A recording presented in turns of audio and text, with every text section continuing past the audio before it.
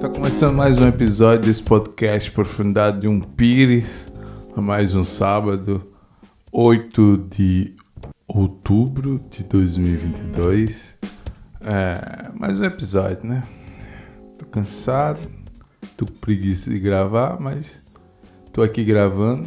Sábado passado não teve episódio, eu tava gripado. Eu não ia conseguir gravar, nem se eu quisesse gravar, não dava pra mim gravar, porque a minha voz não tava muito boa, eu não tava bem pra gravar. Então, sábado passado não teve porque eu tava doente, é isso aí. Eu ainda pensei em gravar mesmo doente, mas também não ia prestar. Então, se você está ouvindo esse episódio,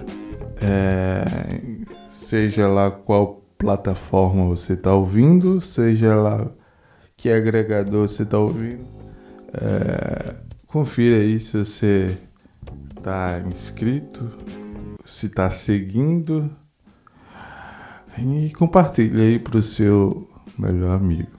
Você tem que ouvir esse podcast e depois compartilhar para alguém que você conhece, para esse alguém ouvir.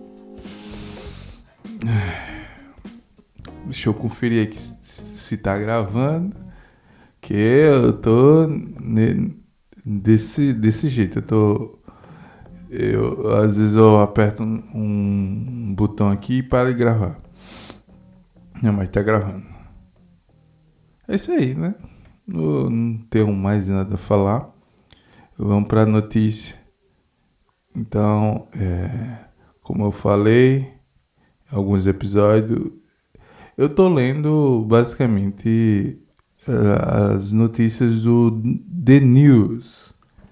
Teve muitos episódios que eu tava lendo muito notícia do site MSN. Li muito do site do... Como é que eu digo? Não lembro. Tem um site aí. E agora eu tô lendo muito do The News, que já vem no meu e-mail, que eu me inscrevi.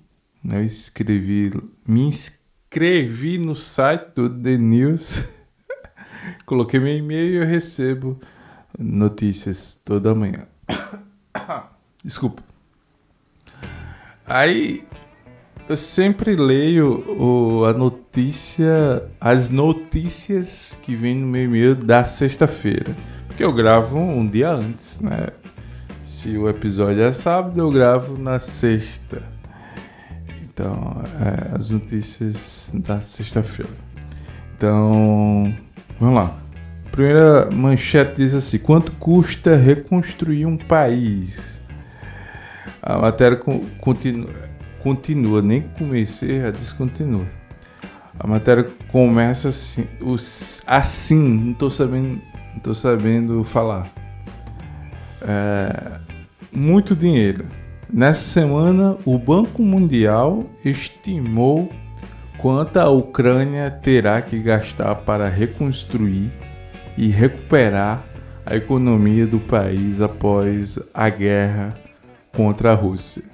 Eu não sabia que tinha um banco que se chama Mundial, Banco Mundial. Onde é que fica esse Banco Mundial? Eu fiquei curioso. Realmente eu não sei. Eu vou botar aqui no Google para me saber. Banco, tô digitando aqui. Banco Mundial. Tô digitando só com a mão, que a outra mão eu tô segurando o microfone. Cadê? O Banco Mundial é uma instituição financeira internacional que efetua empréstimos a países em desenvolvimento.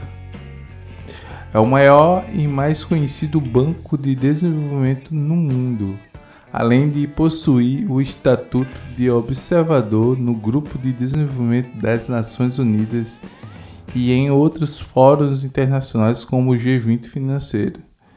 Bem, não entendi. Não entendi, foi nada. Mas enfim. É isso aí. Pesquisa aí. Eu não sei. Aí vamos continuar a matéria aqui. Segundo dados da entidade, serão necessários aproximadamente 350 bilhões. Eu acho que é euros. O S é o quê? É euro? Deve ser, é Europa, né? 350 bilhões de euros. Se não for euro, é outra coisa. O equivalente a 1,5 vezes o tamanho da economia ucraniana antes da guerra. O que entra nesta conta? Prejuízos de curto prazo, destruição de cidades, instalações, prédios e vias públicas. Segundo, prejuízo a longo prazo, capacidade industrial das terras agrícolas e uma menor mão de obra. E isso ainda pode piorar. Os dados levaram em conta apenas a situação de destruição até o momento do estudo.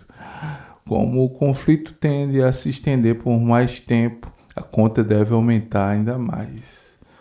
O mundo também terá efeitos causados pela guerra. Vamos ver quais são esses efeitos.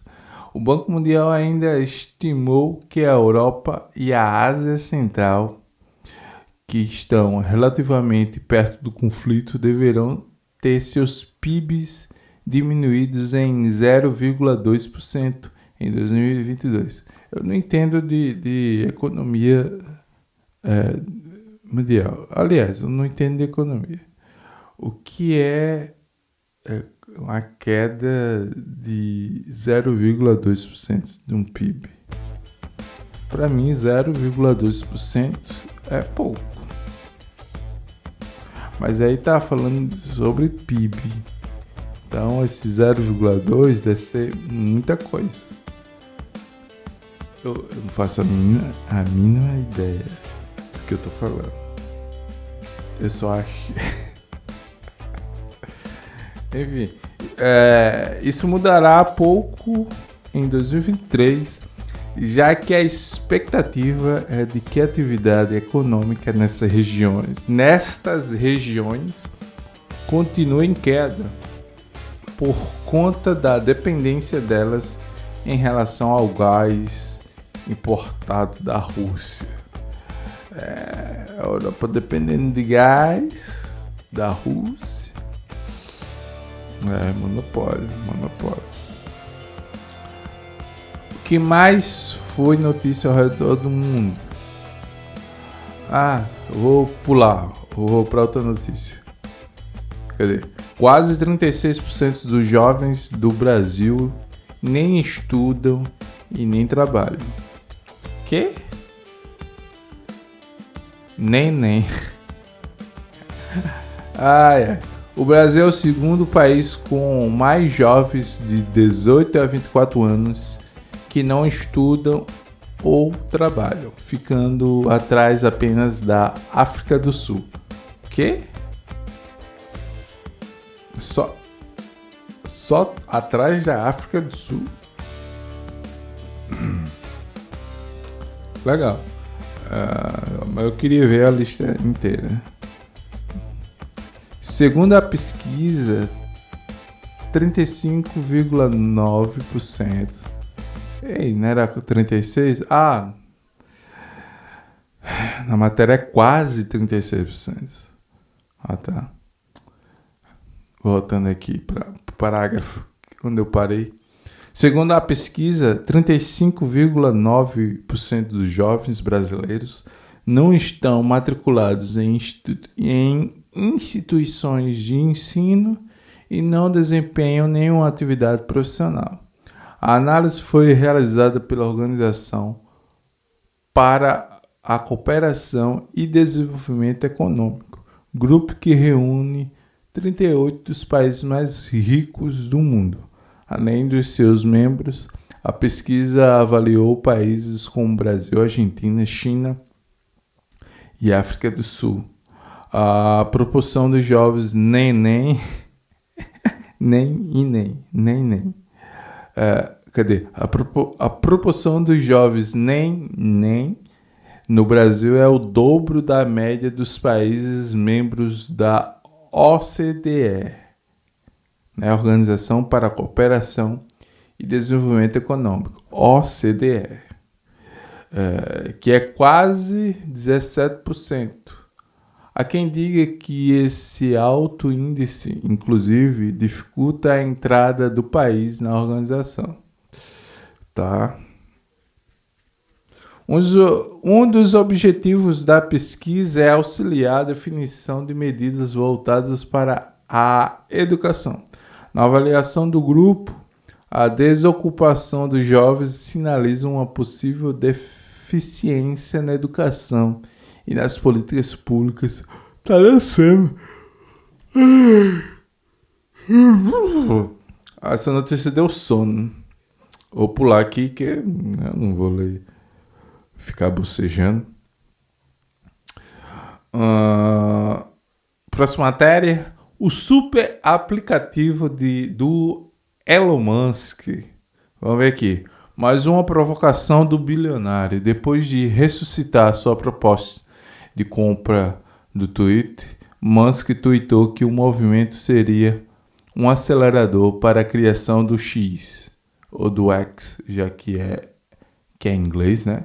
O aplicativo de tudo. Foi mal.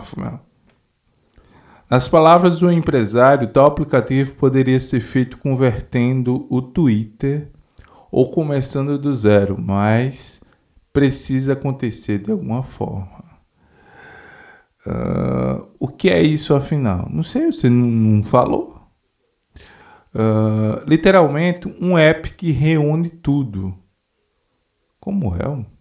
Mídias sociais, jogos, pagamentos e entrega de comida. Como assim? O modelo já é visto na China com o WeChat, que possui mais de 900 milhões de usuários ativos diários. Parece interessante, mas a estrada é muito longa. Na prática, Elon Musk teria que transformar um aplicativo usado para postar pensamentos e links públicos em uma mistura de serviços digitais para todos os fins. Sei lá, é meio estranho. Mas enfim, para isso ele precisaria investir em uma equipe de desenvolvedores de ponta, além de trabalhar na confiança dos usuários, porque os americanos trocariam todos os seus apps pela ideia do bilionário. Vamos mudar de notícia. Tem gente querendo pagar pelo seu conhecimento. Vamos ver aqui. Todo mundo é bom em algo. Assim como o Denilson é bom em te fazer acordar bem informado. Quem é desse Denilson? Eu já não gostei. Você pode ser bom em matemática, em vendas ou em algum esporte específico. Eu não vou ler isso aqui não. Vamos para outra notícia. O mercado só fala sobre o Credit Suisse. O que seria o Credit Suisse? Não sei. Se eu não ler a matéria, não tem como saber. Déjà vu é a sensação de já ter visto algo que está acontecendo no presente. No caso, essa foi a sensação de vários operadores do mercado quando começaram os burburinhos que o Credit Suisse estava em apuros. Eu não sei o que é o Credit Suisse. Quanto mais o Credit Suisse está em apuros. Vamos lá. O banco é o segundo maior da Suíça e um dos maiores do mundo e corre risco de não conseguir arcar com seus compromissos financeiros futuros. O Credit Suisse é um banco, o Credit está sofrendo uma forte crise de confiança, com seus problemas podendo representar um risco ao sistema financeiro global por conta do amplo relacionamento com outras instituição. Eu não entendo de economia. Como é que um banco tem crise de confiança e é um risco para o sistema financeiro global? O sistema financeiro poderia ser mais simples. Não entendo, não entendo. Cadê? O banco sofreu um rombo bilionário causado pela falência de duas empresas que o Credit Suisse tinha colocado bilhões de dólares. Injetou dinheiro em empresas e as empresas faliram. Além do prejuízo financeiro, os eventos resultaram na troca da administração do banco, gerando movimentação do mercado. A coisa ficou tão complicada que o risco de crédito, que é a possibilidade de o banco não pagar o valor nele investido, disparou aos maiores níveis de história, com investidores se protegendo do possível colapso. É assim, né? Quando o banco não consegue pagar uma conta, ou aí tem um colapso no sistema financeiro. Agora, quando uma pessoa não consegue pagar o banco, não entra em colapso. A pessoa fica com o nome sujo. Interessante. Os bancos. Vamos para outra notícia. Se não tiver, pico no preço do petróleo com cortes da OPEP.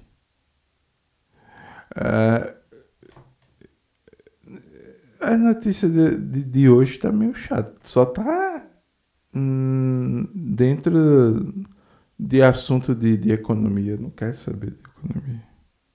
Eu não entendo. Mas vamos ler aqui. Na quarta-feira, os preços do petróleo subiram para máximas de 3 semanas depois que a OPEP Plus, concordou em fazer seus maiores cortes na produção desde o início da pandemia em 2020. OPEP+, ou Plus, sei lá como. É uma sigla para a Organização dos Países Exportadores de Petróleo, bem específico.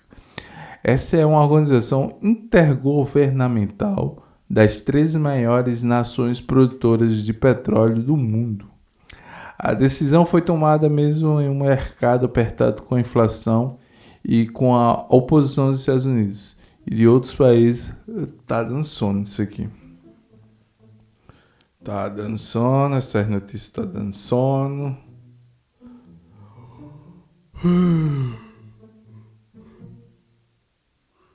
Cadê?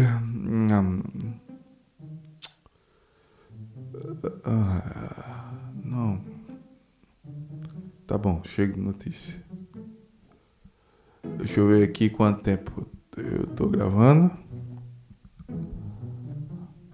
Hoje vai ser pouco tempo, que eu tô sem assunto pra falar e as notícias estão tudo chato. É só economia aqui, petróleo, e eu vou terminar.